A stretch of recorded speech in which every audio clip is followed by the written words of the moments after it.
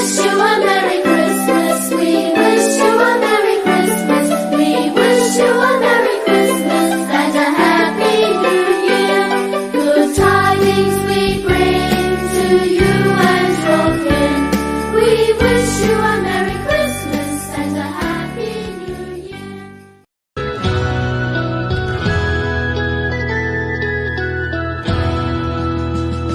Take me home to the banks of the river Tyne.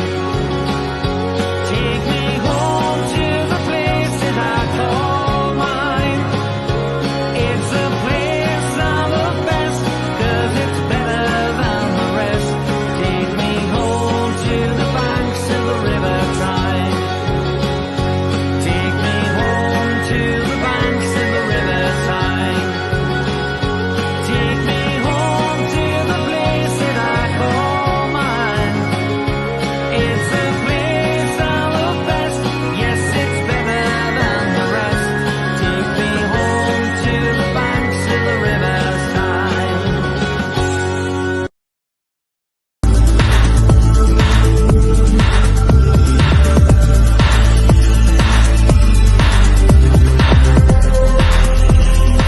بالنسبه لما يجيك ستيف بروس مثلا يحط لك خمسه في خط الدفاع ويلعب مهاجمين.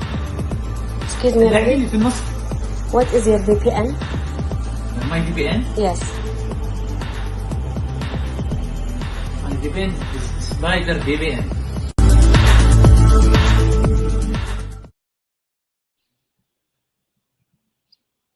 Breaking news. Newcastle United linking to Santa. السلام عليكم ورحمة الله وبركاته. أهلا بكم في البرنامج الأسبوعي نيوكاسل مع وليد مع صديقنا كريس وآخر أخبار الصحف. At the beginning, Merry Christmas to all our friends in Newcastle, especially England as well. Welcome, Chris, and Merry Christmas and Happy Holidays. And where are you now? I am in Athens, the place of my grandfather's birth, and now I am officially also a Greek citizen thanks to my grandfather being born here.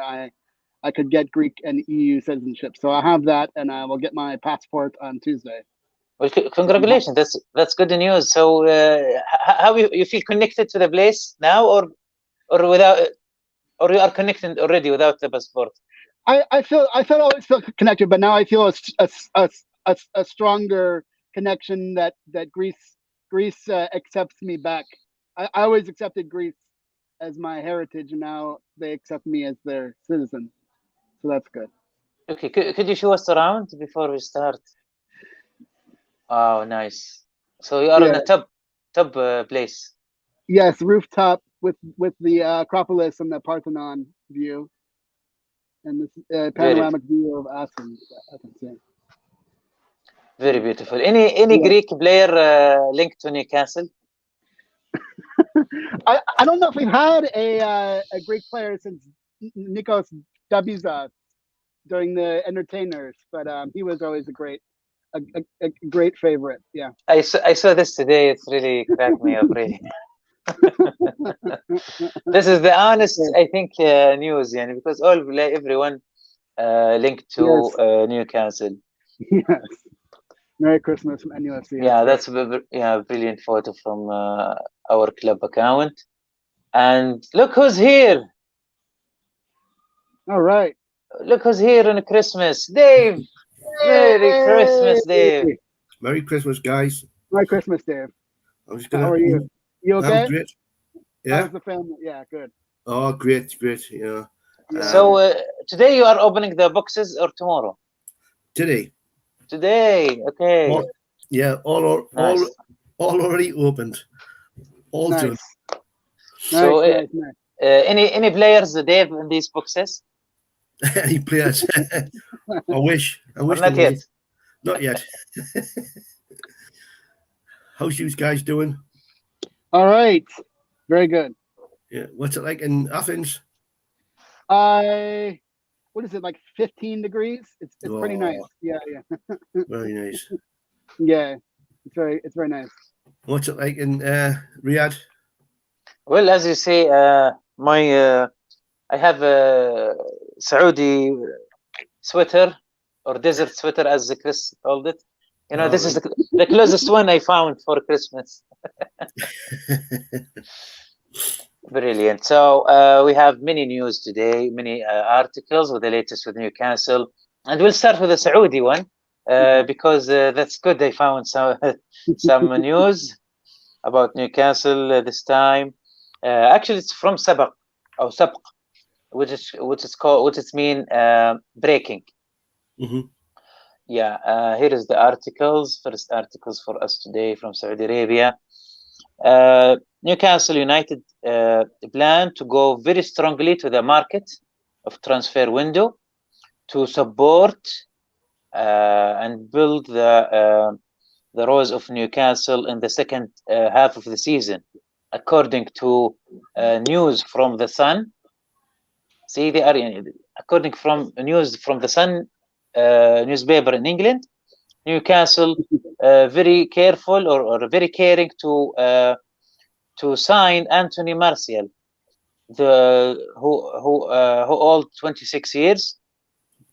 His agent, the star French agent, assured recently that the player want to leave Red Devils as soon as possible, as long as that he's not participating much with the team.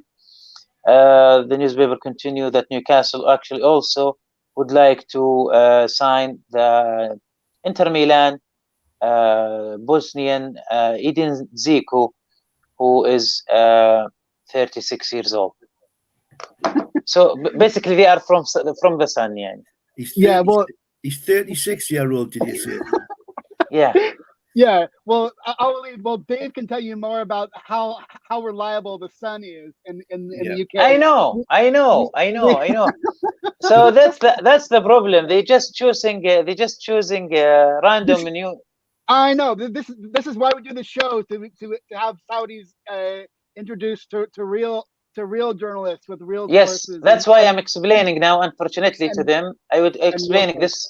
يا طبعا كريس يقول طبعا معروفه عندنا الصن ما هي ذيك الاخبار يعني مغلوطه فما هي حلوه انه نترجم اخبار يعني ما هي من مصادر غير موثوقه يعني فللاسف مواقع كبيره عندنا وصحف تترجم اخبار يعني من صحف اصلا غير موثوقه وين كان يعني I believe Martial really linked to Newcastle. I don't want him. He's but he's يعني true يعني big chance for him to join from the list. يعني he's makes sense, no? Santa Claus is linked. Come on. everyone who has an agent, which is everyone. Every agent is going to link to Newcastle to increase the price that they come in. Because if Juventus or someone else wants them, they could say, well, Newcastle's after, so you have to pay more. Dave, since you are in Newcastle now, what's the latest regarding signing? Latest thing you hear? Idian Ighalo is the latest one. He's one that's been touted, and he plays in Saudi at the moment, doesn't he? He plays. Yes. Actually, I read about this, but I'm not. I don't think so. He's doing the Chris Waddle. He's doing the Chris Waddle. When Chris Waddle wanted to come back from Marseille, he said, "I'm going to Newcastle. I'm going to Newcastle." And then all he did it was forwards because he just bumped his price up and bumped the interest up. Exactly. So, and that's exactly what Ighalo's doing. He's just using us as a way to get away from Saudi football. He wants to come back to the Premiership. I don't know. It just suddenly appeared yesterday that he wanted to come to Newcastle. Look, Dave, I am watching the Saudi League. I don't know. Ighalo, I don't think he's good enough at all, even to play in Saudi League. So I don't know he will go to Newcastle. I don't know. No. I don't know. He's. I'm not thrilled about him, but he barely scored in Saudi Arabia. So how come bring to Newcastle? And this is so absurd. But I don't know. Chris, can you answer Gary or have comment on Gary comment? Yes, I was just going to type a response, but I'll say it. Gary, don't be daft to compare the CNN with the Sun. The Sun is a terrible tabloid, and CNN is probably one of the more respected American news networks. They all have certain agendas, but I would say CNN is much more down the middle, down the line than the Sun ever is, and much more trusted and accurate than the Sun. Yeah, certainly better than Fox. Yes, come on, yeah. We all respect all opinions. Everybody have his own opinion, but this is ours. So, what did you choose for us today, Chris? From the responsible, trusted source. Okay, let's go with Mark Douglas first. Now of iNews. Mark Douglas. Here he is. We have two. Oh no, one. Only one. Yes, it's just showing them more of the article. Yes. So basically, this is saying now that Eddie Howe is concerned, as everyone should be, that Everton and other clubs. Newcastle and Everton are concerned that other clubs like Burnley and stuff like that have played 4 less games than us. So when they have a chance to make up these games, they will have a strengthened squad from the January transfer window. So they're going to have to play more games, so they'll have to be busier in the second half. But it's sort of unfair during the holiday period to give half the teams off a couple of weeks so they'll be fresh. When we play Man United on Monday, they wouldn't have played in 2 weeks, whereas we just played most recently just a couple of days ago. So it's sort of unfair to give some teams a rest and other teams like Newcastle having to play all of their matches. So he's just appealing for like it should be the same for one club and for all the clubs, and not one for one club and one for another. Dave? Totally agree. I think it's just we are being penalised by us having a fit squad. Mm-hmm. You know, and we're having to. Fair enough. December was a hard month. I wanted to get December out the way, you know, because we had Leicester, Liverpool, Man City, Man United. You know, January is going to be our month where hopefully we'll be able to catch up with the others. But like you said, all our rivals at the bottom, like Leeds, Watford, Burnley, all their games have been postponed this weekend. You know, they're going to get time off. You know, they're getting time off, and our lads are going to be absolutely wrecked. We're going to pick up more injuries. You know, I'm just hoping, you know, the Everton game is postponed. Yeah, and also Everton is using. Sorry, Dave, to interrupt, but Everton is also using people saying people are injured, which is not normally a reason to say we want a game postponed. So it's like it's these sort of there should be clear rules, clear criteria for postponement, and apply them to all people, and don't say, oh well, we have injuries, so we can't play. That's not normally a reason to postpone a match. So what's Eddie Howe suggesting, يعني to stop temporarily for 2 weeks like that, or? Yes. طبعا هذه المقالة من مارك دوغلاس من اي نيوز، طبعا المنطقة الحديثة لصحيفة اي نيوز، كان يعمل في الكرونيكل. يتحدث فيها السيد مارك دوغلاس على يعني يتكلم عن ايدي هاو. ايدي هاو يتكلم عنه انه بيرلي يعني مثلا انه قاعد يلعب الحين مباريات اقل، وهذا شيء غير عادل. انه بيرلي الان مؤجل له تقريبا 3 أو 4 مباريات. يعني نيوكاسل لو لعب مباراه يوم الاثنين مع مانشستر تقريبا بيصير فارق 4 مباريات، بيرلي اقل ومنافسك هو على الهبوط. فمو عدل انه يعني تتجمع له المباريات وعنده فرصه اكبر انه في ترانسفير ويندو في جانوري، في يناير، انه يضبط فريقه اكثر ويجيب مثلا او يدعم صفوفه او يعدل صفوفه وراح يلعب مباريات المؤجله له بطريقه اقوى، عكس نيوكاسل اللي تقريبا الحين من اكثر الفرق اللي لعبت المباريات بدون اي تاجيل. يعني يرى ان هذا الشيء واضح، يعني انه فيها عدم العدل حول هذا الموضوع. All right. So for my next article, I am going to go Yeah. with Okay, so just sorry, I will do this. Okay, yeah. So when you translate, yeah. sure, For go my on. next article, I'm going to go with Matt Slater Matt Slater, of The Athletic. the shrimp one. Yeah, the shrimp. I never explained why his Twitter is MJ Shrimper, but yes, it is. Yeah, sure. Okay, this is the article from Matt. No, that's No, Andy no, Naylor. no. Come on. You Yes, there we go. suddenly bring new people, so I don't understand. Yeah. Okay, so we talked about this on a different show with Kieran, but this gives a chance for Dave to weigh in on his thoughts about this. But basically, it's saying that under the new Premier League rules, any deals that are more than £1 million will have to be cleared by the Premier League for any evidence that there's related parties to the ownership group, and that it's also and if there's any concerns about fair market value, it'll go to outside experts to determine whether any deal is not paying way more than Newcastle deserve. I said Newcastle. It's not supposed to be. It's not supposed to be directed at Newcastle, but we all know that the reason why they've enacted these rules now is because of Newcastle's ownership. So Yeah. I kind of let my Chris, sorry, Matt Slater. Which newspaper? He's with the Athletic. He's like their sports business.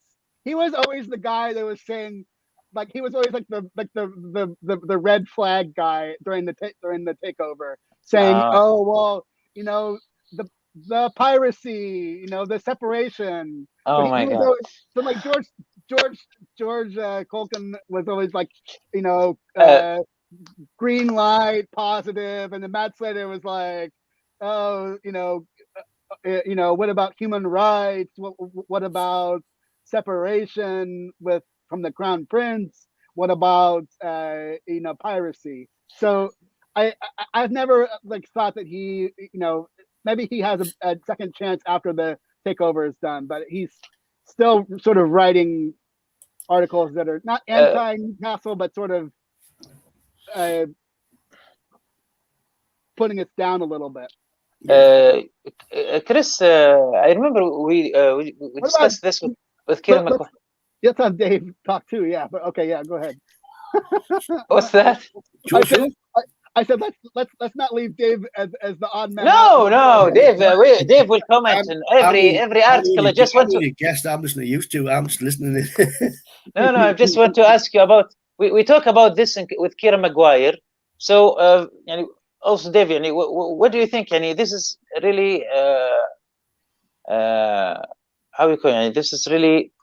They want to any new deals above 1 million to have these procedures. Okay, what about the previous deals for another clubs? Yeah. Why they are not review it? Well, they would have to. To me, they would have to go back and review it. It can't just be based on now.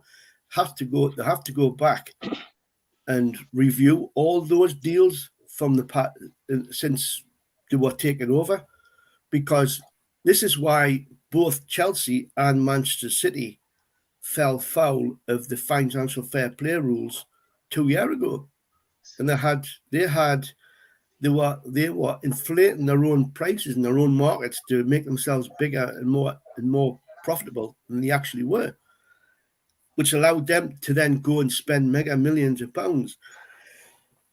Excuse me. Bless you. God bless you. So they went away and spent mega millions of pounds based on inflated prices. So they've got to go back and look at those rules again, because Manchester City and Chelsea were both banned by UEFA for 1 season from buying players because they've done this. And technically what they're saying now is they're stopping us doing exactly the same thing. Is this going to happen? That review the old deal? They will do this? No, I think it'll go to some sort of appeal. I don't think it'll go through because Man City are also appealing it. They're not going to be able to have new deals going forward. So I can't see it happening because it's restraint of trade. Yeah. They're not allowing Newcastle to trade fairly like everybody else. It's more a power to Keith's letter regarding anti-competitiveness. So it could mean the cat coming out the bag again. Yeah. Yeah, and then also Alwaleed, I would use the analogy. It's like a fight with your brother.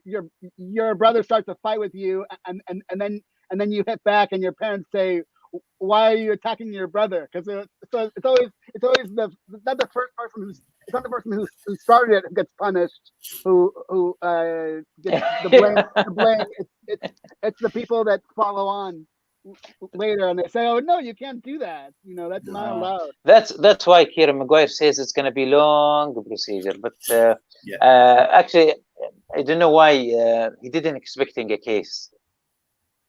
Yeah, we'll come to that later. One way around it, and I mentioned it on your show the other night, Alwaleed, is if Manchester City, their sponsors, Etihad, sponsor Newcastle United with mega millions of pounds of deals. Yeah. He said Maguire said there is million of ways, a lot of ways. Yeah. طبعا هذا المقال مات سلايدر من صحيفة الأثليتيك يعني طبعا يعني على كلام كريس يعني انه مصدر يعتبر موثوق برغم انه بعض الاخبار يعني كانت سلبيه في الماضي قبل الصفقه. تكلم عن الخبر اللي انه الان اللي تكلمنا عنه مع السيد كيرن ماغواير انه كل مليون اي عرض اكثر عرض عقد رعايه اكثر من مليون باوند يتم مراجعته عن طريق الدوري الانجليزي وايضا شركه مستقله ومن هذا الكلام. الخلاف طيب اوكي وماذا عن الذي مضى؟ ماذا عن الأندية السابقة اللي عندها عقود رعاية سابقة؟ هل سيتم مراجعتها ولا لا؟ هذا بيكون مصدر الخلاف أتوقع في الأيام القادمة، وهذا السبب سيد كيرن ماغواير قال الموضوع راح يطول بشكل كبير جدا، طويل جدا. Can you put up Malcolm Haig's comment as last comment? Because he has an explanation for why is a shrimper. Malcolm, give me Malcolm Haig, yeah. Yes. Okay. So he says that Matt Slater, the business reporter, is from Essex and probably a South End United fan, and they're called the Shrimpers. So if you notice, a lot of the guys at the Athletic have the football clubs like names in their handles, and so maybe it's just an indication of sort of. I thought he's based in Manchester though, so maybe he's from Southend, but he's definitely Matt Slater is definitely based in Manchester now. But yeah, that's and thank you, Malcolm, for explaining.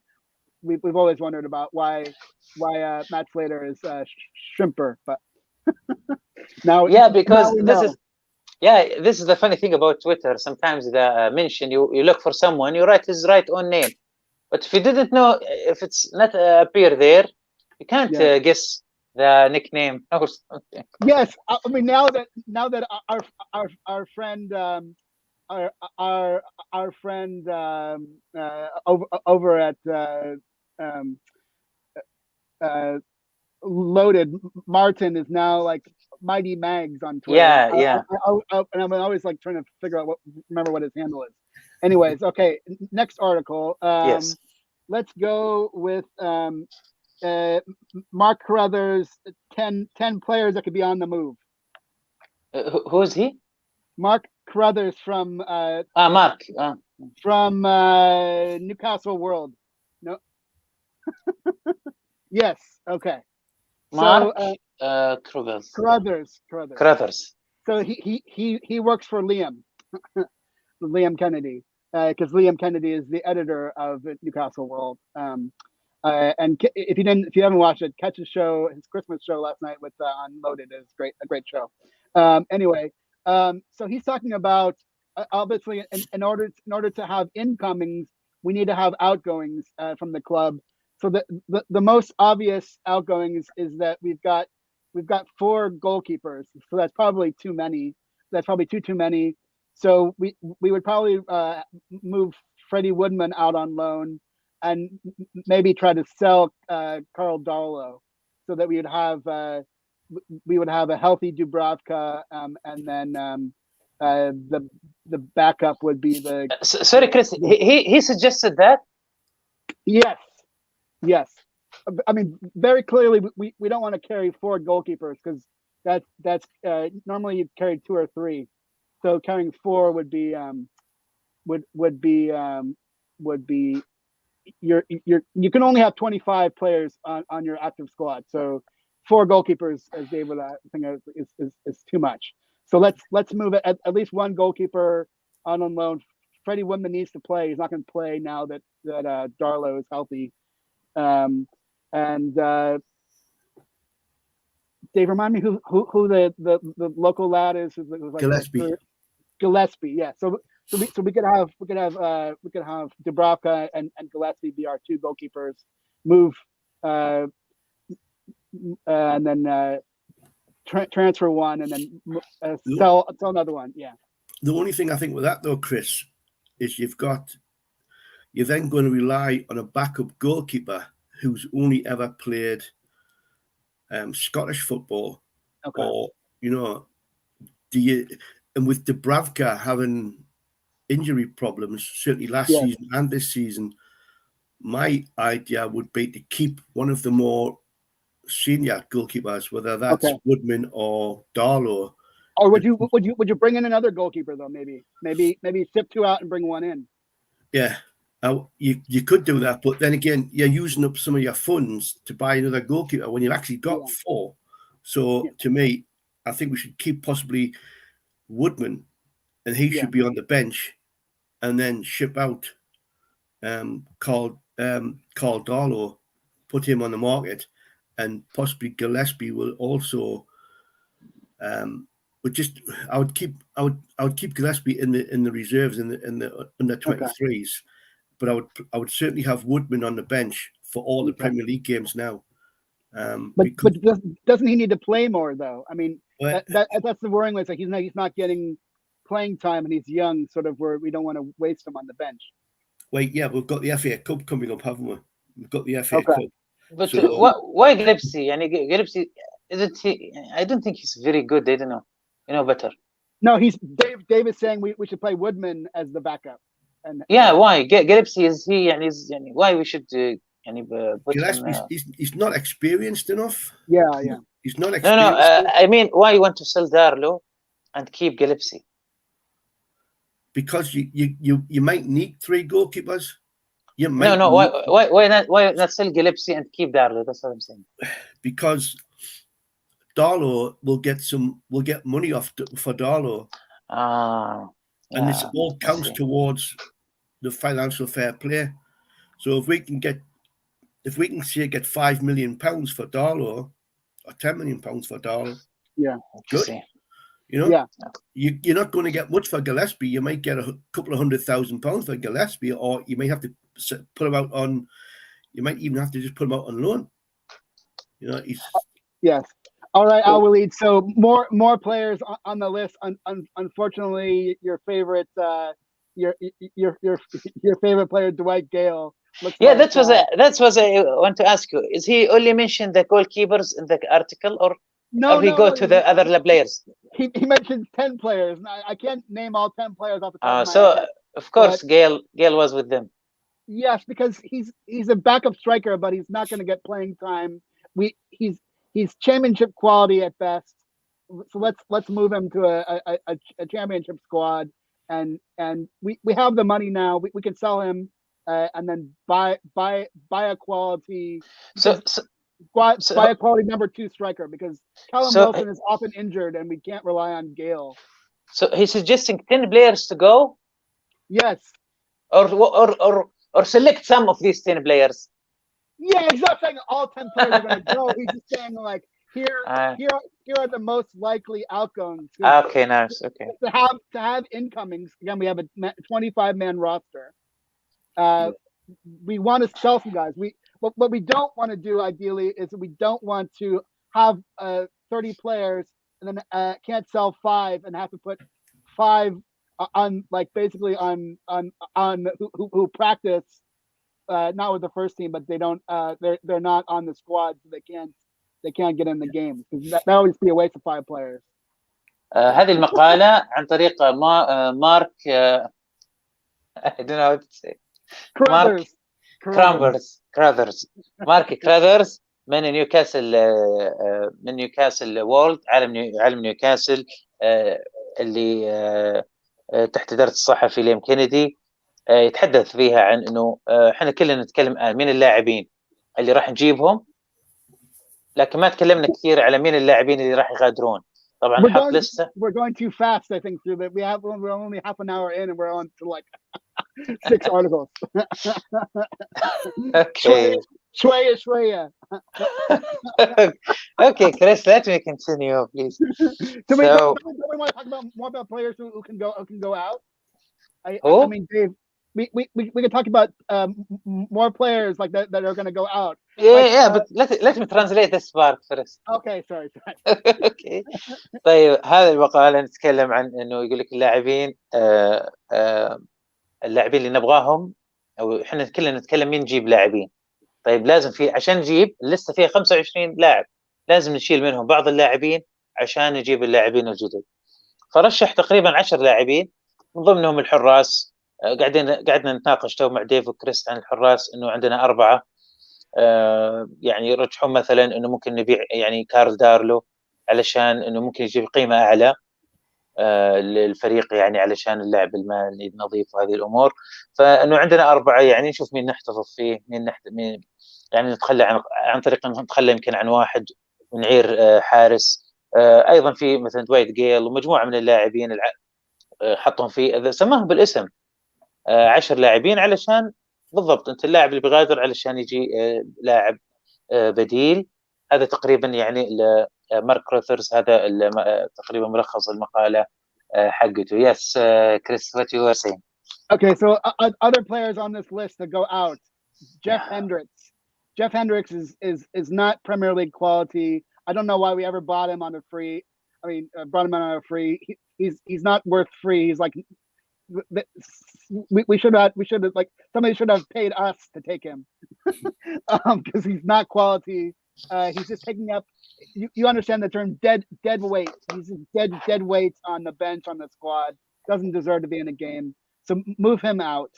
I would also, I forget whether he's on the list or not, but Emil Kraft from Sweden is not.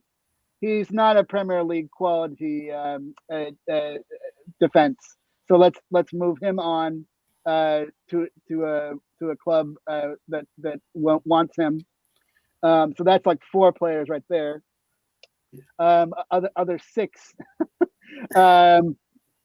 Basically, I don't know. I feel like we've got some players who are in and around the squad, like young players who could rather are not going to get into the club first team, but maybe deserve some loans, like Joe White or other players like that. I always forget the backup striker's name, the young guy. But basically, Elliot Anderson, yeah. Because Schoenstaff. Yes. So Matty Longstaff has been recalled. It's not clear to me whether he's going to go out on another loan or whether he's going to try to get a spot in the squad. I wonder what Dave's thoughts about what we should do with Matty Longstaff, whether he should do another loan or go for the club now. I'd certainly give him a couple of weeks to get so Eddie Howe can have a look at him. The transfer window doesn't shut until end of January. Yeah. So Eddie Howe, he's going to get a chance to look at him, so to assess whether he's going to be a squad player or not. Yeah. But let's not forget, Matty's only got this year his contract. He only signed a 1-year extension. Yeah. So he could be away. So he could be used as a player we could let him go out on loan if he decides that he wants to stay. If he decides that he wants to go, then I think we should look to try and sell him in this window. Other than that, what would you do with Sean Longstaff? He's also on this list. Possible outgoing. Would you cut ties with him, or would you? Unfortunately, I would. I think it's been a couple of years since he was touted as coming through, and he hasn't actually lived up to that. Yeah, remember when he was linked to like 50 million or 25 million to Manchester United? That was the days long gone. He got injured under Rafa, and he came back, and he has never been the same player since he got injured. This is something also I want to your opinion on it. We have to go and let some players go, but do you think the other clubs will try to take advantage of this and take them with less money, because they want to get rid of the players? It really doesn't matter. I don't matter if we sell them for peanuts. Just we can't afford to keep them on the squad. If we get more money, this will help us in fair play. Yeah, we'll get it. We should look to get as much as we possibly can. Yes. Let's not keep that to a point where we don't get rid of them. Yes.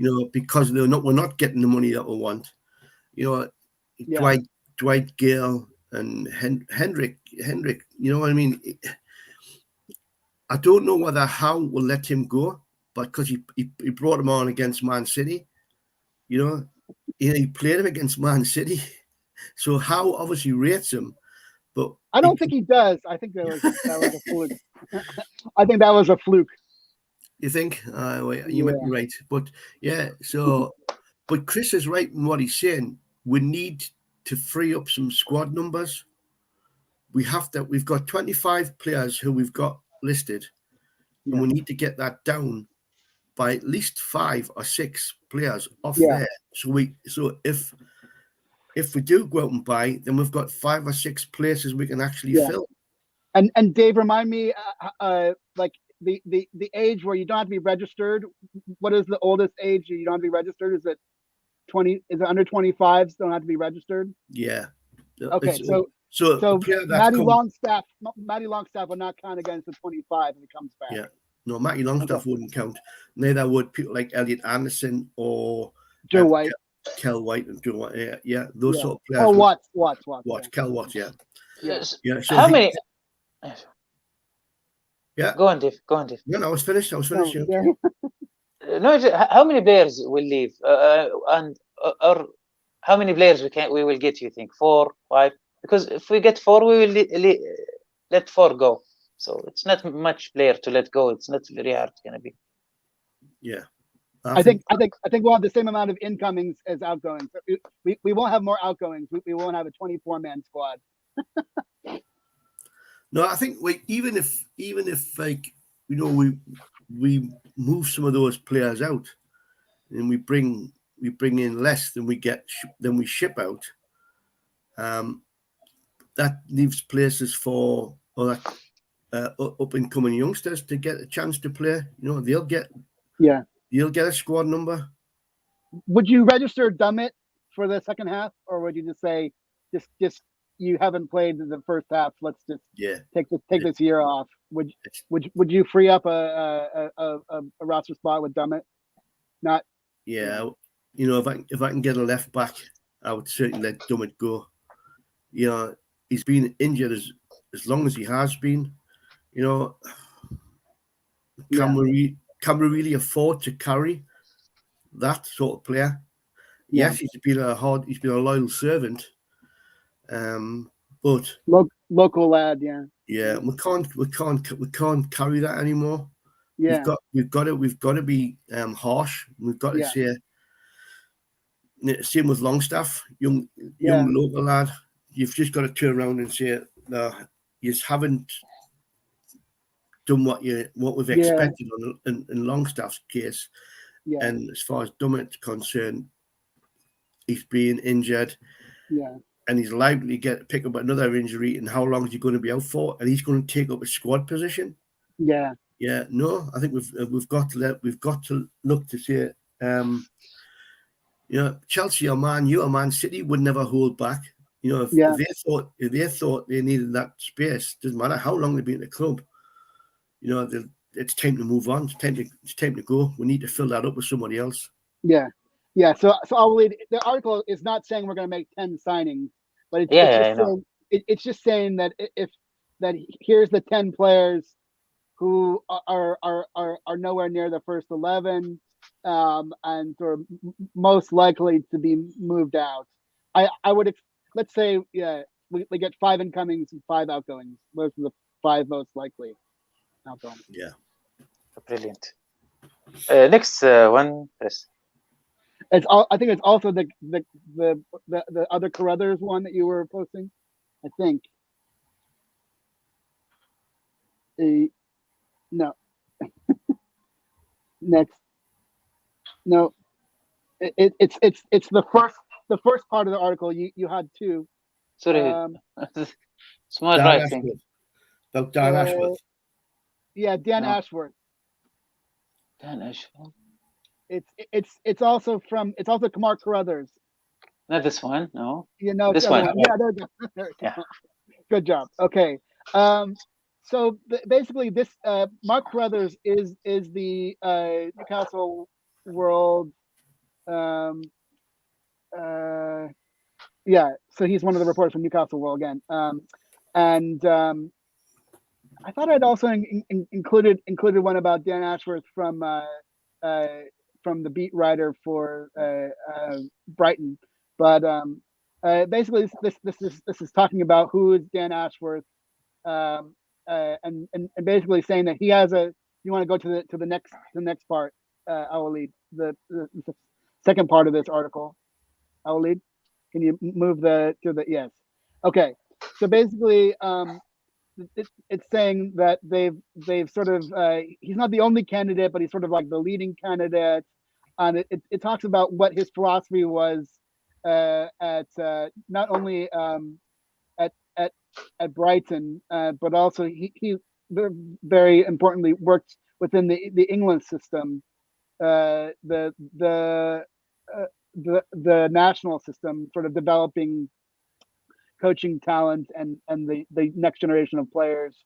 So he's somebody that would be sort of a perfect kind of team builder, quite a little bit different than sort of the early candidates we were talking about, with whether it's Ralph Rangnick or Campos, or the sort of European superstar club directors of football.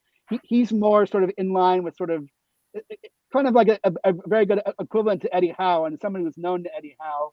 I think somebody that would work well with Eddie Howe in terms of getting the most out of the squad that we have, and also looking to who we can bring in the future to help build the squad. But I didn't know too much about him until the links started making. Maybe Dave knows more about him, but it's sort of like a positive article saying that like he would be great for Newcastle, but he also is currently pretty happy at Brighton. So it's a question of would you leave sort of the comfort of Brighton for like the great possibilities at Newcastle? And if you look at the club positions this year, you wouldn't necessarily say, oh, why would you leave Brighton for Newcastle? But it's what the future brings for Newcastle that's much more positive and exciting than it would be at staying at Brighton. He's English? Yes, he's English. Dave, had you heard of him before this week? No, I hadn't heard of him before this week. But he seems to have. I'm just reading through Keith Downey's comments on the situation, and Keith Downey seems to think, we need to get somebody in as this director of football as soon as possible, and Ashworth seems to be possibly the favoured candidate now. But it's whether he wants to leave Brighton. He's doing a good job at Brighton. He's had a good job. He's done tremendously well with them. But no, I've never heard of him. But certainly they're the sort of people you don't want to hear from. You know what I mean? You've got people like Michael Emenalo and Luis Campos and stuff like that. Their names are out there. And you want a director of football who actually works in the background and who's not going to be out in the press in the face of people.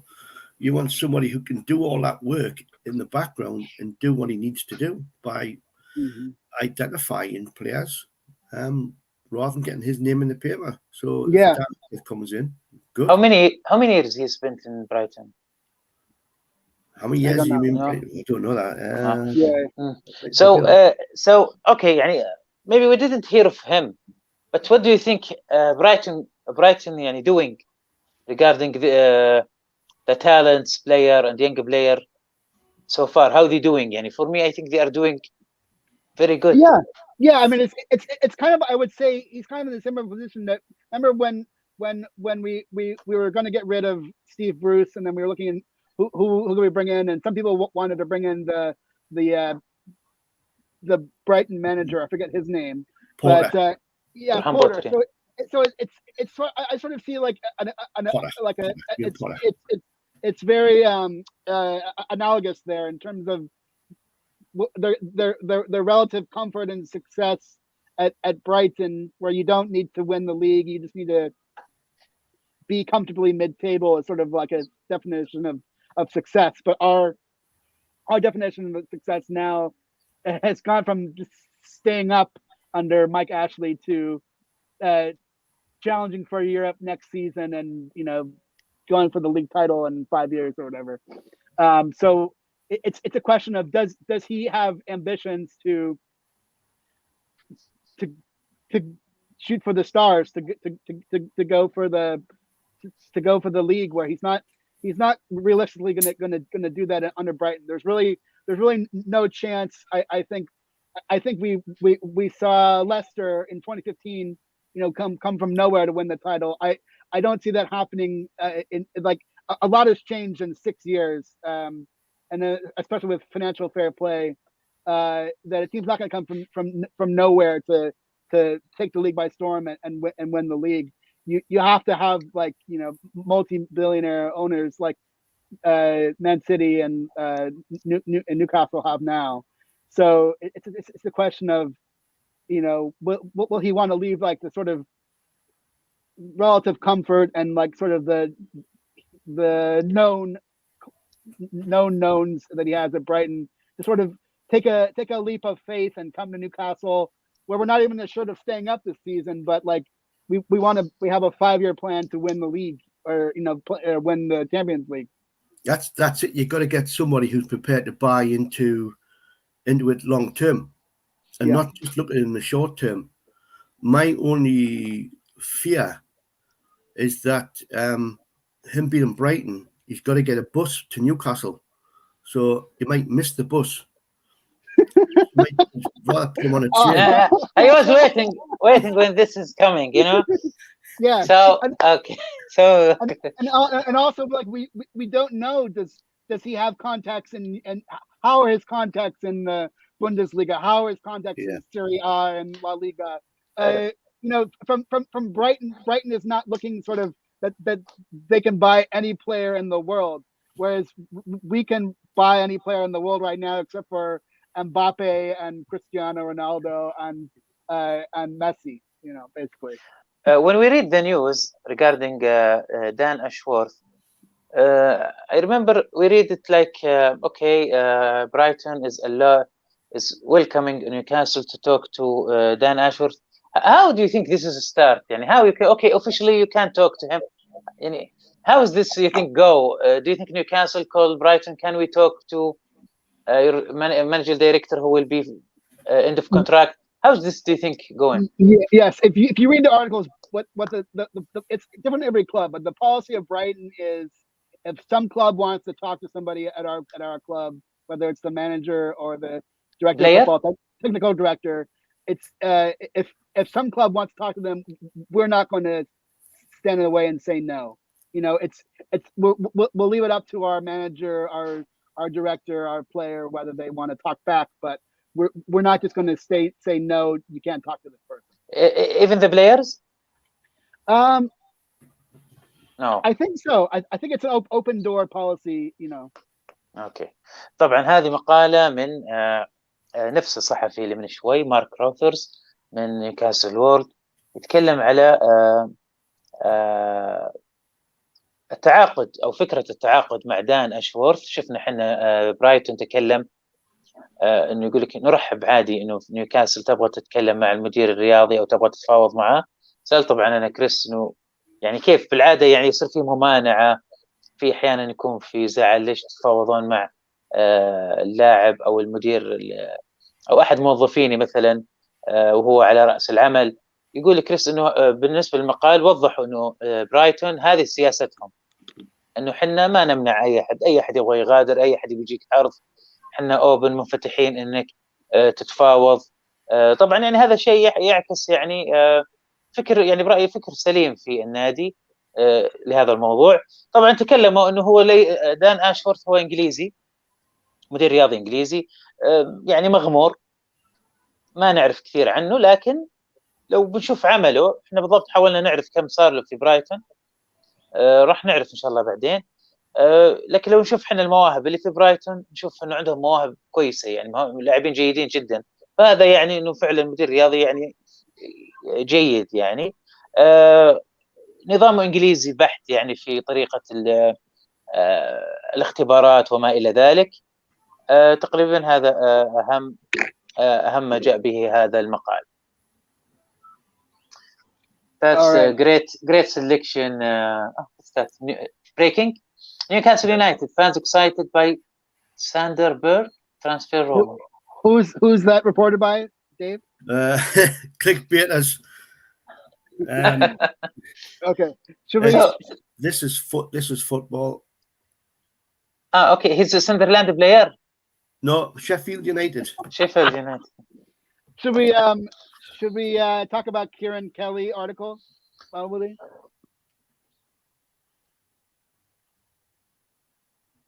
No, that's Newcastle. Did you yes. Kieran Kelly from Chronicle. Yes. Okay, so obviously, while we're talking about who could be our next director of football, we do have somebody who's temporarily helping us. That's Nick Hammond, another guy I had never heard of before last week. But basically, this article by Kieran Kelly has talked about how there's, even though we have a lot of money, there's sort of like not like a big margin for error in this transfer window. You look at the way that Man City with Robinho and other players, they missed on a lot of players when they first brought them in, and it took them a couple of transfer windows to trying to kind of get the quality players in that got stuck in at Man City. And this is sort of saying like we don't really have that luxury to kind of hit and miss on our. We've got to nail every transfer window, especially this one. This one is our most important transfer window probably ever in the Premier League, because we desperately need new players to come in, because as it is now with the squad that we have, likelihood I still believe we are going to go down, but the odds would say that you go down with being. Another thing I heard is that Newcastle, Dave, you probably knew this, Newcastle has never been in a relegation position at Christmas ever in the Premier League. That was a stat that sort of I heard that yesterday or that other day, and that really surprised me, because obviously we had two relegations under Mike Ashley, but I guess surprisingly in those two relegation seasons we weren't even in the bottom three at Christmas. This is the first time ever in the in our whole Premier League history that we've been in relegation position at Christmas. So basically, the article by Kieran Kelly is saying that of course we're going to bring in players, but we can't afford we can afford, like, monetarily wise to spend and not get the good players in, but from a squad perspective, every player that we bring in this January needs to be able to contribute to us staying up. Otherwise, it's a disaster. So I wonder what Dave thinks. Yeah, totally agree with you, Chris. You need to bring the players we bring in January have got to be of the quality that they're prepared for a battle, and they've got to be that sort of player. Which is why I think Martial isn't that type of player. Yeah, I agree. Martial's not that type of player. He's not going to be the player to get stuck in. Who knows? Then again, he might be. You know what I mean? He might be up for that. He might be up for that. But we've got to bring in players who are prepared to graft. Yeah, prepared to put in a shift, work hard, stay fit. Yeah. We don't want to be bringing any players in who have underlying injuries, underlying medical problems. Or he's not playing. Yes, but the bench. also, Alwaleed, we I think it doesn't necessarily explicitly say that in the article, but basically, if we concentrate on proven Premier League talents, then we can't afford to have a guy like Almiron or Joe Linton come in and sort of take 6 months to get acclimated, 6 months or a season to get acclimated.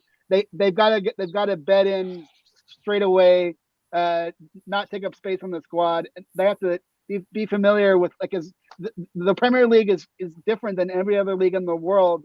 It's much more sort of intense than the Bundesliga, more talent than the French leagues. Sort of, I don't know how you compare.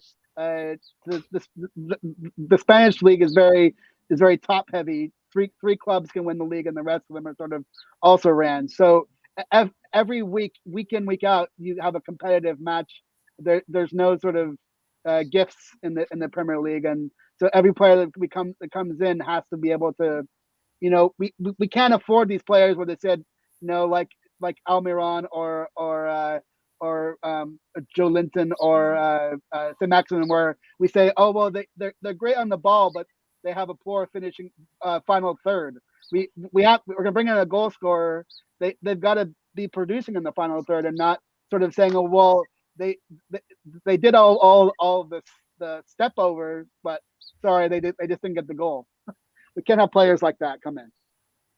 Which is why I think players like Kieran Trippier, Calvin Phillips, are the sort of players that we want. Players who can put a shift in and put a graft in, and they've got Premier League experience, or they've got competitive experience. That's what we need. Calvin Phillips, rumor, right? There is rumors that he will leave Leeds. Yeah, that would be amazing. Yeah, he would be an absolutely amazing. Linked to another club? No, Newcastle's the only team that's been mentioned. But whether he's a Leeds, he's from Leeds. He's also his heart's with Leeds, but I think he recognises his England career. It's like what we were talking about the other night, Alwaleed, about those players who want to make sure they're going to the World Cup. So people like Phillips is going to need to be somewhere he's going to be recognised. And at the minute, he's not being recognised. He gets picked for England, but he's not really putting that much for game on for Leeds. Yeah. So, Dave, you are right. But I think Southgate's mind is different. He doesn't care about. He know what he big, and he know the player. His players. I think it's gonna not be different from yours. Yeah, he doesn't matter. Even Raheem, he's not have a problem with Guardiola. He doesn't care. He's my number one in the squad. Yeah. But the thing is, Phillips has got to be playing competitive football and enjoying his football, or he's not going to get his game. It's not just a case of him being in the squad for England. He wants to be playing for England. You know?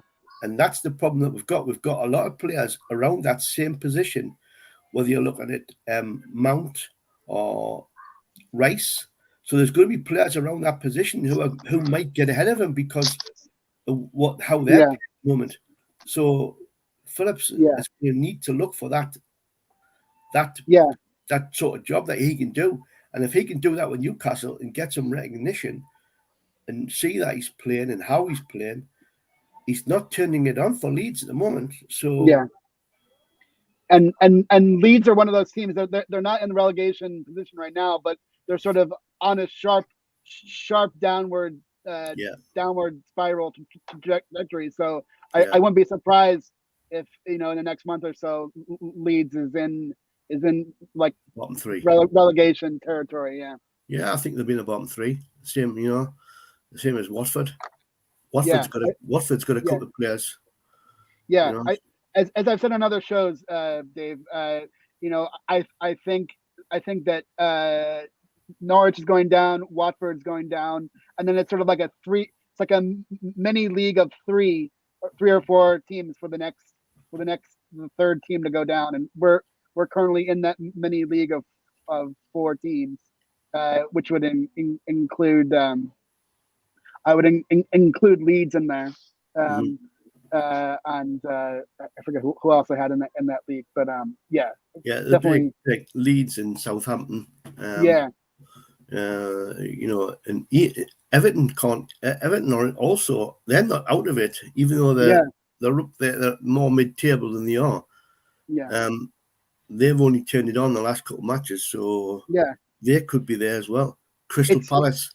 It's so tight at the bottom. It just means that if we get 2 wins, we're out of relegation. So it's like everything is really on a razor's edge, or whatever you say, in terms of every game matters so much.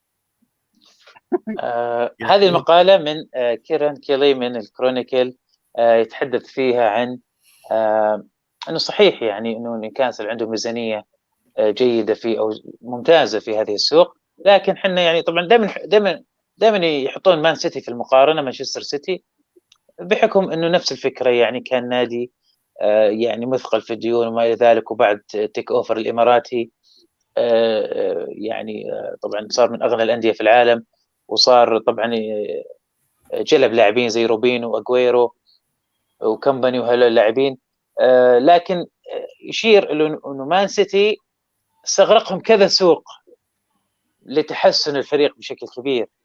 حنا بالذات نيوكاسل لا، لازم نتعلم من هذا الشيء، لازم نستفيد من هذه السوق تحديدا، السوق القادمة اللي بعد 3 أيام أو 4 أيام، هذه اللي بتكون أهم سوق في تاريخ نيوكاسل زي ما قلنا، لأنه الفريق نيوكاسل يعني تخيلوا فجأة، يعني كأننا نلعب الفانتزي، يعني فجأة فريق تقريبا في قاع الهبوط، وهذه أول مرة نيوكاسل في التاريخ يجي وقت نهاية السنة أو الإجازات أو الكريسماس أو قبل نهاية العام يكون في مرحلة الخطر في آخر 3 فرق. هذه أول مرة في تاريخ نيوكاسل، فلازم نستفيد من هذه السوق ونجيب لاعبين يعني مستعدين جاهزين. ما نبغى بس لاعب إنه والله خلاص هذا لاعب من فريق كويس. طب مو شرط إنه لاعب من فريق كويس مثلا إنه من فريق قوي إنه لاعب جيد، نبغى لاعب أساسي، لاعب مستوى عالي، لاعب مباريات كبيرة، على مرة احنا نقول على رأس العمل، نقول له انه ما يصير في مسافة بينه او مدة طويلة بين اخر مباراة لعبها لفريقه، عشان نبغى احنا لاعبين، يعني نبغى لاعب مفيد يفيد الفريق، مو بس نبغى يعني نجيب بس لاعبين وما ندري بالضبط ايش هو التوقع، يعني ما في توقع كبير بشأن مستواهم. and يعني I don't want to say يعني this, but trust me we're gonna get players and without mention names, يعني some players you mentioned we will forget all about them, trust me in that. It sounded like you were translating like a different article there, Alwaleed. I mean, obviously I didn't follow everything you said, but it sounded like you were talking a lot about Man City. So maybe, no, you mentioned Man City. You mentioned Man City. I know. Yeah. Aguero and stuff like that. I heard. No, just like when I translate, I take the points, the important point from the article, and sometimes I back it up with my opinion. Yeah. So, but I say that. I say this is my opinion or something. I'm not Okay. like, yeah, don't That's worry. allowed, that's allowed. Okay. Yeah, we All did right. this. We did this in college a lot of Okay. years ago. So So should we talk about another article then? yes, Okay. Let's see. What else do we have here? I think it's time to talk about Joe Linton and John Gibson's article. John Gibson. Yeah. So طبعا الصورة جون جيبسون الصورة من أساطير نيوكاسل. Go on. So this is the first time we featured John Gibson on the show. He doesn't have a Twitter account, but he's a Newcastle legend. He's covered the club more than most Newcastle fans have been alive. I think including Dave. So Dave can tell you more about the legend of John Gibson, but basically when he speaks with like the history of Newcastle back to the last time we actually won the FA Cup in '55. So when he speaks, he's seen everything at Newcastle, and so he really is a man of great stories, and he has great stories that he tells both in the Chronicle and then on the Chronicle podcast. But basically, he's saying that he's almost like he owes an apology to Joe Linton, that he thought that based on when he first came in the first 2 years, that it was just a waste of money, waste of space. But he's really blossomed under Eddie Howe.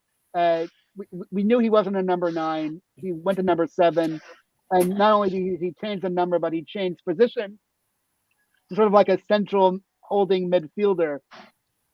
And of course, we've talked about this on previous shows, that Joe Linton has really been transformed and sort of, I think, freed by not being asked to play in a position where he's clearly not a lone striker. And a lot of times under Steve Bruce, he was playing like lone striker up front with his back to the goal, and that just wasn't working for him. But under Eddie Howe, credit to Eddie Howe, has seen something in Joe Linton that maybe none of us saw, in terms of that he's really good at hold up play, really sort of forcing the issue in the middle of the pitch, not so far forward, but sort of more towards like in the middle of the action. And he's really almost, we've given him like man of the match for a couple of matches since Eddie Howe has joined the club, and it's sort of a remarkable transformation of one player. Yeah, myself, I've got to eat humble pie. The fact is, for the first 2 years, we called him Joke Linton. Yeah. Yeah, or we call to me he was a cart horse.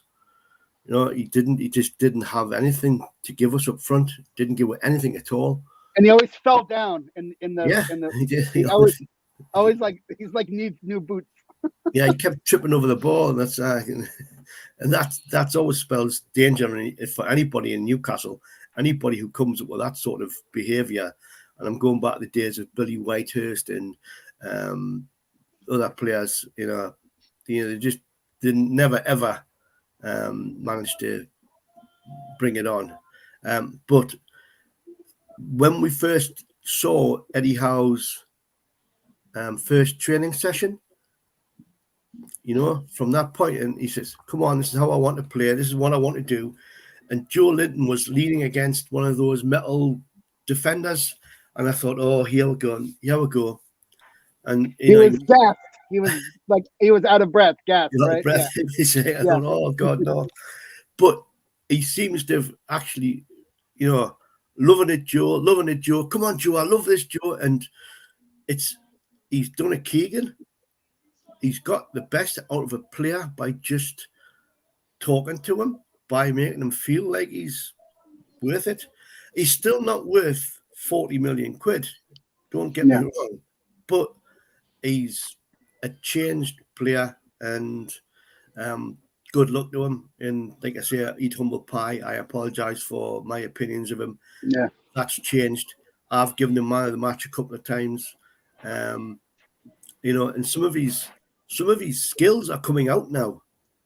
When he nutmegged the Man City player the other night. You know, he was nutmegging players. Is that Joe Linton? No, but yeah, he's coming on, and John Gibson's right. John Gibson, you know, he's recognised that, and in his article, he said that we all owe Joe Linton an apology. Possibly the only person who doesn't is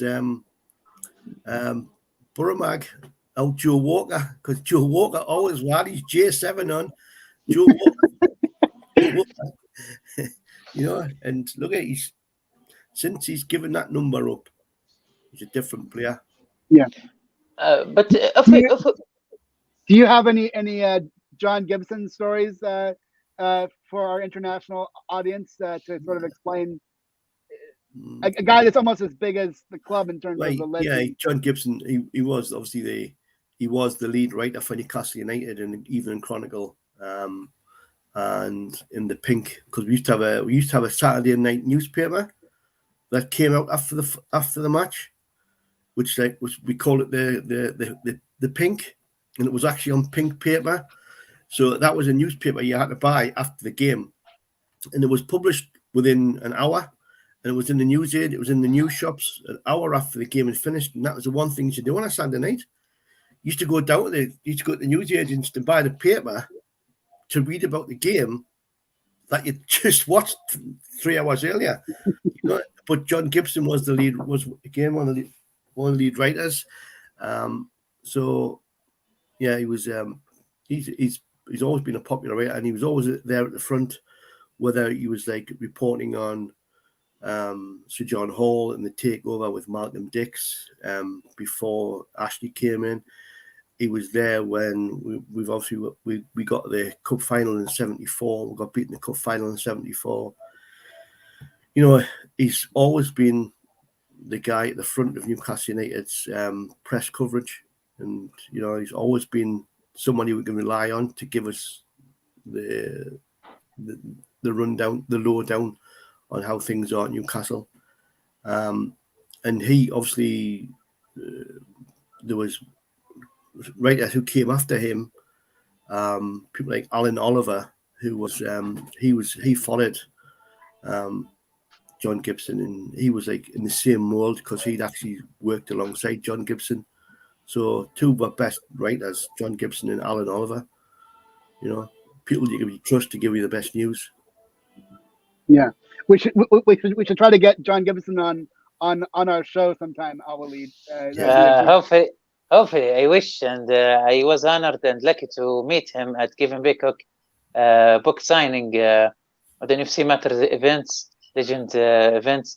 And actually, we hugged, and I asked him, "You know me?" He said, "Yeah, I know you." So hopefully, yes, it was really so. He's so modest, so I really love him. Yes, I met him at the NUFC Matters Christmas party, and it was great to talk with him. You know, followed all of his weekly shows with Steve Wraith, and you know, his chronicle writing and especially his podcasts. Everything is Black and White podcast from Chronicle, where he talks about, you know, his adventures with all the Newcastle greats going and really, he really know how to tell a story, and he's really he's amazing. Typical journalist. Always good at telling a good story. Yeah, he make you feel that you are you know telling a story. It's a talent. You know, he tells the story. You can really picturing the events he's talking about. Yeah, and he has that great Northumberland accent. Yes, it's like an old timey accent, which I just love hearing that accent. Especially when he says, "Without a shadow of a doubt." I find myself saying that a lot now. That's a classic John Gibson Gibbo phrase. Without a shadow of a doubt. Okay. Back to the article. Before I translate this part, do you think if we get, for example, Coutinho, do you think we will ever see Joelinton play again? You think we're getting Coutinho, do you? Coutinho is not. We're not going to get him, but he's not as Joe Linton is not playing up front. He's playing a Number central, 10. like, Number holding 10. Joe Linton is not playing number 10. He's playing So more of where is he playing? He's not a striker, not he's a playing winger. number 8. I think he's playing like a number 8, like a Yeah. He's got number 7. holding He's got number midfielder. 7 on his back.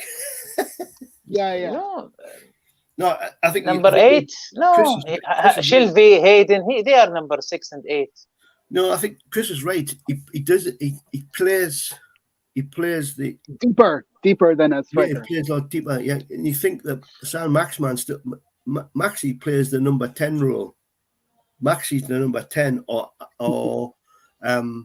Almiron's the number 10.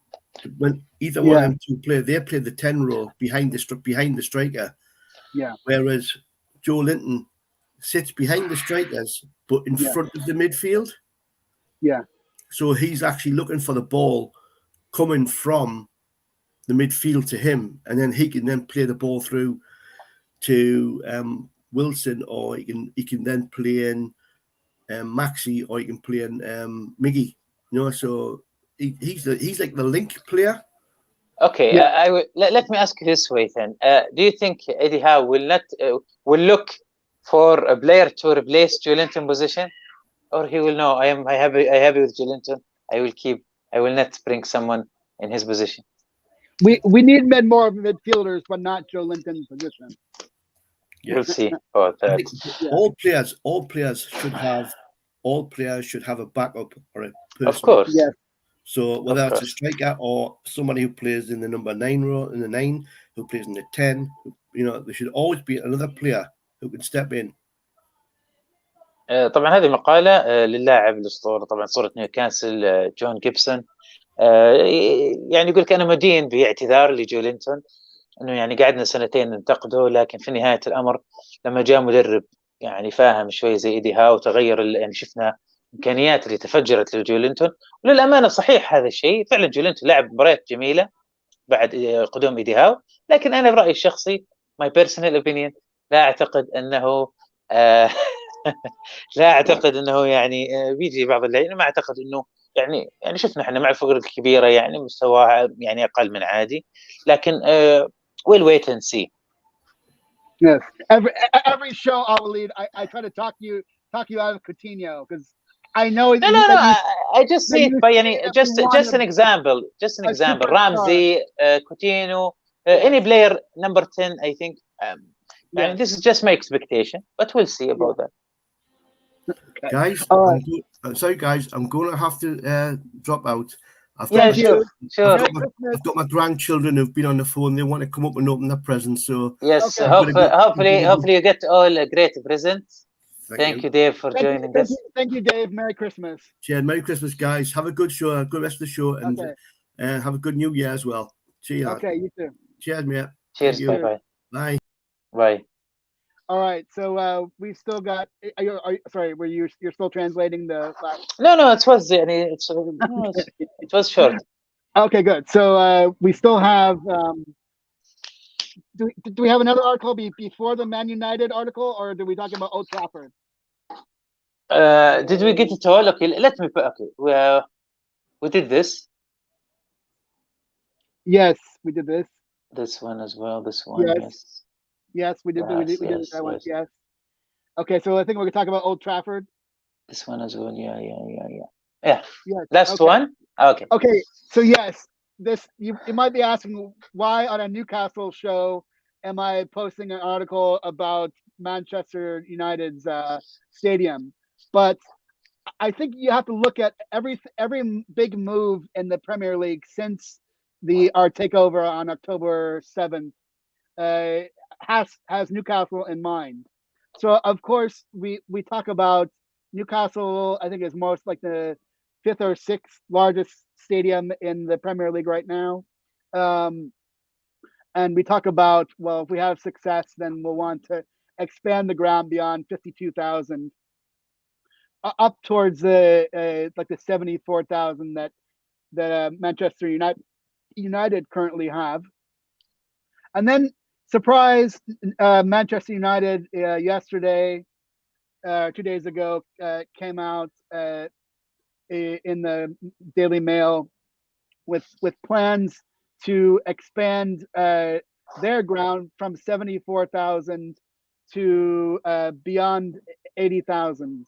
So would be the large. It is already the largest dedicated Premier League stadium, and they would go up to 80,000 to sort of compete with sort of the San Siros and the other clubs in Italy or Spain. But the key for this, and the reason why I included this in the Newcastle show, is that they're coming up with a way to expand one of their stands, the south stand, without having to relocate. So this, I think, Newcastle's owners, PIF and the Staveleys, and especially Jamie Rubin, will be looking at how Manchester United does an expansion of their existing stadium without having to relocate the club while the construction is going on, because that's something that we would be looking at. They talk about new advances in technology meant that its expansion is possible now where it wasn't possible before. For example, in the south stand, they mentioned that there's a railroad line behind this south stand, which before meant that they couldn't expand the south stand, and it's very similar to us with at St. James Park with the east stand and the Lees's end being with the east end being next to grade 1 listed buildings, which we are historically preserved buildings that we'd have to build over, and we couldn't just knock down these buildings. So there's ways that we can explore to incorporate the grade 1 listed buildings behind the east stand into an expanded east stand, in the same way that Manchester United at Old Trafford is looking to expand their south stand over the railroad lines without having to impact on the around the stadium, and also being able to do it during the season and not have to relocate the club. So you think it's not a coincidence? Yeah, I don't think it's a coincidence. I think it's sort of like we have this expression in the US, I don't think, called keeping up with the Joneses. So I think they probably have sort of had an idea for a while. How do we keep getting a bigger? Because certainly there's much more Manchester United fans than go to the matches, and this is a way to draw more fans in. I think they mentioned in the article sort of how long the waiting list is for season tickets at Man United. But I think it's very clearly that timing that Newcastle is going to be expanding their fan base around the world, in the Middle East, in the Far East, in Asia. So while more fans can be drawn to Newcastle United, Manchester United is going to want to expand its ground so that keep up, because very clearly Newcastle will be at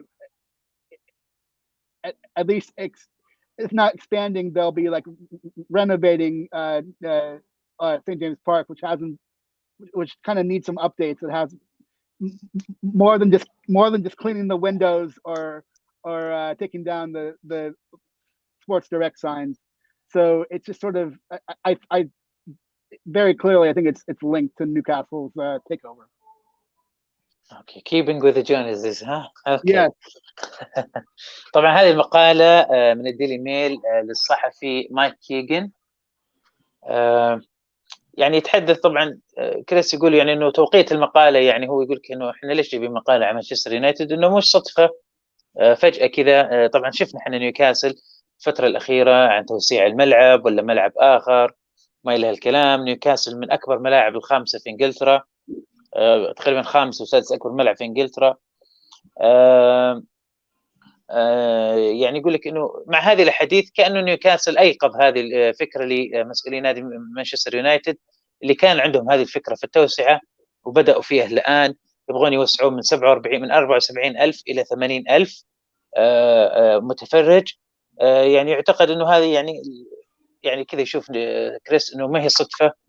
في مثل يقول لك keeping up with the Joneses، يعني شوف مين المنافسين، حاول إنك لأنه يعني يمكن كان في خوف إنه يمكن نيوكاسل يعمل ملعب جديد يوصل 100,000 أو يصير فيه توسعة. St. James Park, Chris, can be expand. Yes, we can. Obviously, you've been to it now, and so you see that it's sort of half new, half new and half old. So Yes. especially the east stand. Yeah, you mean like here? Yes. You bring it. Yeah, there we go. Okay, so yes, so the part that's all in white. This is the, you mean the new. Yes, and so the other half. The other half is, it could be double. Yes. Match to match this. Yes. Ah, okay. So the east stand and the Gallagher. So this is possible, and how much will increase? How many? How much? Now the issue is that as Steve Reyes has said on other shows, is that in talking to people, the expansion would cost almost as much as moving to a new stadium. So it's a question. It's a question of how much it would cost to expand the existing stadium. That's a very good model.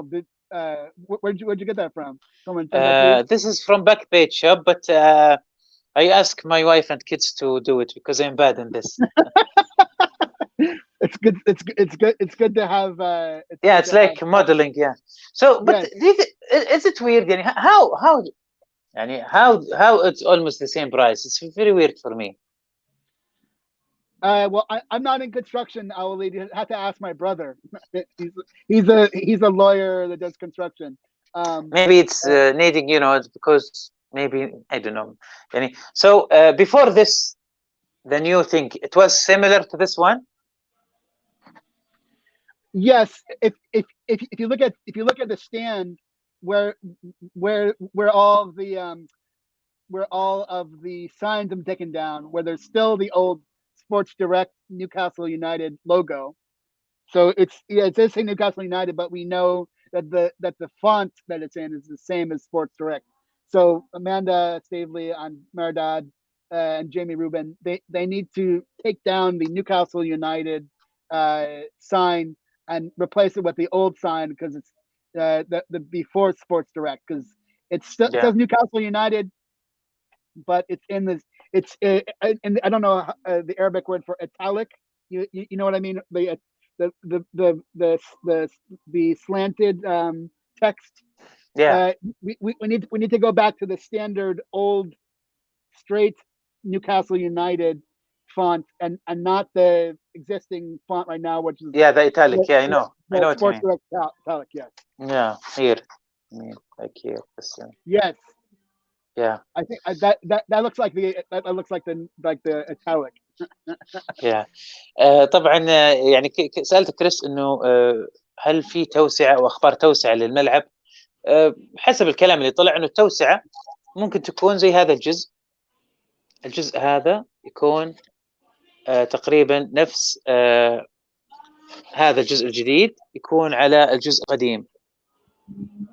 يعني إضافة هذا الجزء تكميلي زي ما شايفين هنا مرتفع، هنا في جماهير أكثر، إنه يعني يكون ماتش توجذر، يعني يكون هذا الجانب يبنى فوق المدرج هذا، يعني بشكل نصف الملعب هذا راح يزيد السعة، لكن يقول التكلفة بتكون تقريبا تكلفة ملعب جديد، وهذا الشيء يعني غريب شوي، بس ما احنا بمهندسين احنا عشان نعرف. If they do this, how will we gonna reach numbers of fans? Okay, so we probably will eventually look to go to 75,000.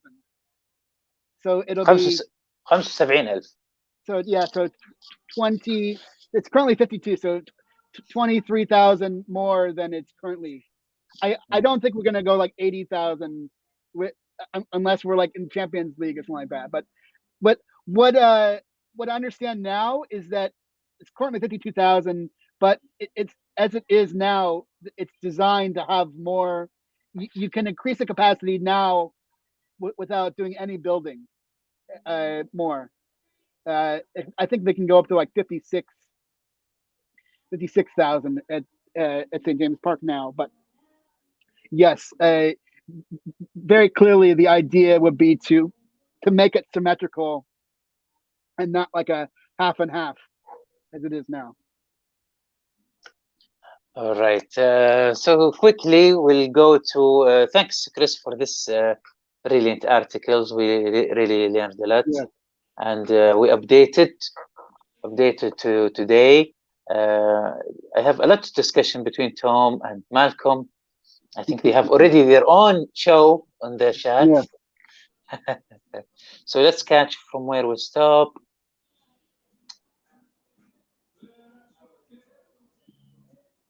Yes. Ready to go. Tom, okay, I think we stopped here. Get Man United out the way, then we get Everton, Watford, and Southampton. They are winnable games. You are I so agree. optimistic, Dom, but Yes. yeah, you agree, but we need to sign players before Yes. that. But I mean, yeah, but it's saying that as scary as December was, January looks a lot better. Bruce and Steve stole 2 years of Joelinton career. Yes, I agree. Oh, yeah. Well, the 5 Premier League games after Manu are where we could have decent little run. Yes, I agree. Yeah, and as I may have it here or not. I think here. I think for me, Chris, this is the most. This is the most game. January. I think it will decide. Are we gonna stay or gonna be relegated? I see 4 wins there, three wins in the Premier League and 1 win in the FA Cup. I like FA Cup, but now we are worried about the Premier League. So this is the weird thing: Southampton, Watford, and Leeds, and they are the one who are secured now from the 3 bottom seats. Yes, but also look, I mean, let's point out how terrible that Southampton match is. The day after New Year's, Yeah, asking Newcastle fans to have to go down as far as Alwaleed took the train from Brighton up to Newcastle, have to go down to the south coast, even further away than Brighton, to go to Southampton the day after New Year's. It's terrible for Newcastle fans, and we all know that the Premier League has it out for Newcastle. They need to do better. yeah, Give fans a break. yeah. Hopefully, who knows what's gonna happen? Tom Dixon, Maximin, just hasn't been the same since Steve Bruce left, and that's See, all the players improved except Maximin. Yeah, he had that very long, sad goodbye to Steve Bruce, and then he hasn't done anything since. Yeah. So I'm afraid if Saint Maximin will say Steve Bruce was better manager. Yeah.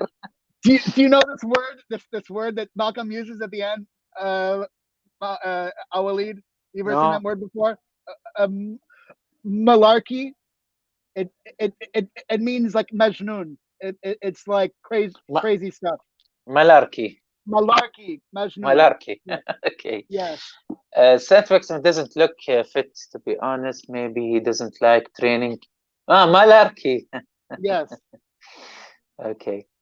We need much bigger stadium, about 80K. I think, but whether than can be achieved, if you build, they will come. He quotes a movie line from the movie Field of Dreams. Have you seen that movie? No. With Kevin Costner, where he hears voices. He's a farmer in Iowa with a cornfield, and he hears voices in the corn, and it says, "If you build it, he will come." So he builds a full baseball field in his cornfield, mows down all the corn, sets up a a cornfield, and spoiler alert, his father as a ghost walks out of the cornfield and says, "Would you like to have a catch, son?" And then, so basically, it's a famous movie, and the famous line, "If you build it, he will come," is what Kevin Costner hears. And so, like, despite all his family telling him, "You're crazy. Why are you doing this?" So I like the analogy. We will do crazy things, but it'll pay off in the end. Yeah, but you can see Malcolm Hage is he have a lot of information. Yes. Yeah, we have to get him in the show once. Thank you, Malcolm, for all of your contributions. Okay, so and I think this topic regarding the stadium will open morely later, but now we are worried. We want to breathe. We want to be at least 16th or 15th. Let's to catch a breath, and then we can open this kind of subject. Yeah. So at the end, let's talk a bit before we finish for about Chris. Let's talk about Manchester game. Yes. Oh wow. This could either be like a dream win at home over Man United. We had a few of those. I've been lucky to attend a couple winning matches at Newcastle against Man United, especially most recently Matty Longstaff finishing off a 1-0 win. So let's see more of that. Of course, the issue here is that Man United has not played in 2 weeks. They've announced that they have a fully fit squad, so that the 2 weeks that they had off, missing a couple games, allowed their squad to come back fresh. So hopefully we've been training well. Obviously, we still hold some injuries, but so we're not fully fit, but we're sort of as fit as we can be. And let's see what happens. I'm going, as far as a prediction, I'm going to say unfortunately it'll be I was going to say a 2-1 win by Man United, but let me just be a little optimistic and say it's going to be one of those wild matches that I've attended in the past against Man United, and say Desmond Tutu, a 2-2 draw. Be optimistic here for the new year. And I was watching seeing the lineup of Manchester United with the new manager, Ralph, the Germany from Ragnick. Ragnick. Yeah, and actually, this picture I was put it for my show tomorrow. I have a show tomorrow with Jimmy Mackay, Manchester and Newcastle fans. We're gonna talk also details in this game. But what do you think of this lineup? His last game from Manchester United to play. What is this? looks like a piece. No, because I remember my father. He watched a local team here. He said to me, I remember my team coach play this lineup with his team, so which is very weird. 4-2-2-2. I don't think they're gonna play that. Yeah, we should also. Tom Dixon wants us to predict the Everton match as well. We have is that a Saturday or a Sunday? We'll have a show next week, a week from today. So we'll do the Everton prediction then. But yeah, so I'm predicting a 2-2 draw. I know you don't like to be nailed down to make predictions, Alwaleed. No, it's just it's very hard for me to. Yes.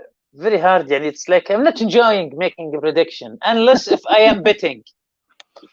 Okay.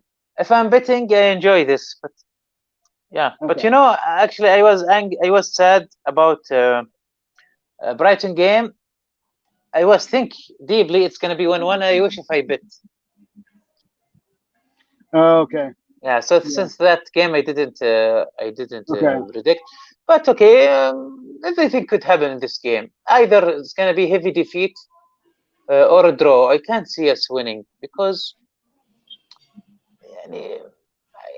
against Liverpool, against Man City, we can't hold 90 minutes, unfortunately. Yes. Even when we score in the first couple of minutes, like we did against Liverpool, we something happens to us. So yeah, so Actually, I think if we get a draw, that would be a decent at home. actually, I'm more excited to see this game. What do you think, Chris? Okay, our friend Rafa. It is All before the that is before our next show. Yes, we're going to beat Everton. I'm confident about that. We're going to beat Everton. Yeah, next our show we will play these two games, so we're going to talk about these two games in details. Yeah. So yeah, I got a 2-1 win over Everton. Yeah, that would be lovely before transfer window start, and yes, and we'll be working on some special shows for the transfer window. Oh yeah, I'm still thinking of that. I am trying to do something different. We will agree on this. We'll see how we're gonna play it. We're gonna see how we're gonna play it. Just a reminder, please join us, Saudi Supporter Club in Sofiq Cafe in Cordoba neighborhood in Riyadh. Join us, and we have special offers for the game. انضموا معنا طبعا لمباراة نيوكاسل مع مانشستر يونايتد يوم الاثنين، سفيق كافيه في حي قرطبة في الرياض. لمشاهدة المباراة مع نادي المشجعين يوجد عروض خاصة للأعضاء لمشاهدة المباراة.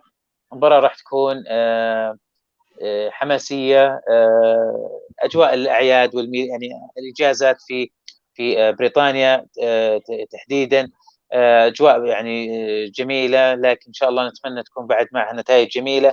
كلنا متحمسين لسوق الانتقالات، إن شاء الله سوق الانتقالات راح يجيب لنا لاعبين، وأنا ما راح أترجم كلامي عشان ما يزعلون على نيوكاسلين. يعني أبى أقول لهم إنه راح تنسون لاعبين، يعني كلنا يعني أزعجونا في جولينتون وبعض اللاعبين، إن شاء الله راح ينسون هذا اللاعبين، راح نجيب لاعبين فعلا يعني راح يفرقون فعلا في النتائج إن شاء الله.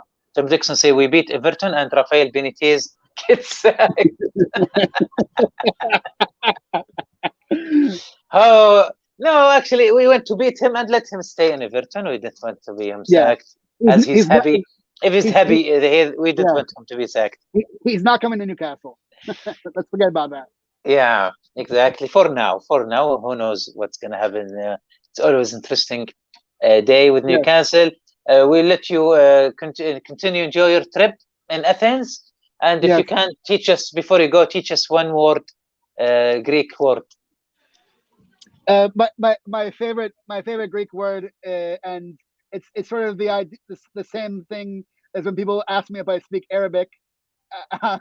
Rather than, so the equivalent of shway is you say etsi ketsi, which sort of means like so. Like my Arabic, not great. My Greek so. my Greek might be etsi ketsi. Etsi ketsi, what's it mean? It's like the same thing as saying like shwaya. It's like it means so.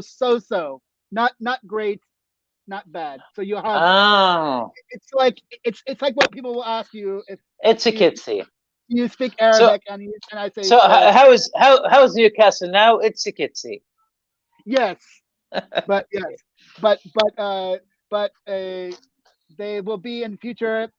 The equivalent of kabir is megalo, like mega, like megalo. Right now they're mikro, which means little, but they'll be megalo.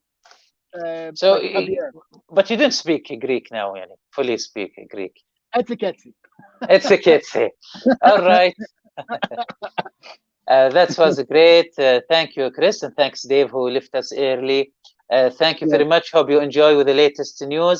أتمنى تكون عجبتكم آخر الأخبار عن نيوكاسل من الصحف النيوكاسلية والبريطانية. نرجو أن تكونوا استمتعتوا معنا. نراكم لاحقا. Away the lads بالتوفيق نيوكاسل. Away the lads. مع السلامة.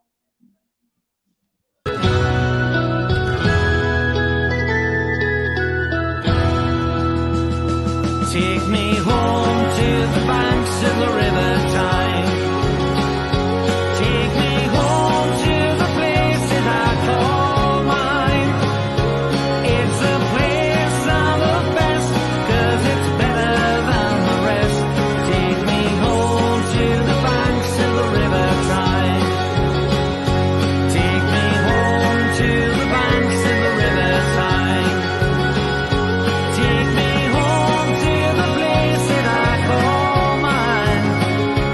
It's a place I love best, yes, it's better than the rest. Take me home to the banks of the river Tyne.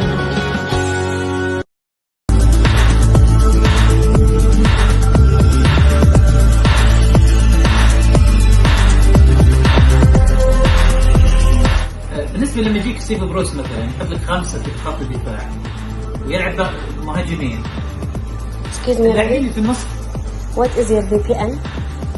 ما VPN. Yes. My VPN is Spider VPN.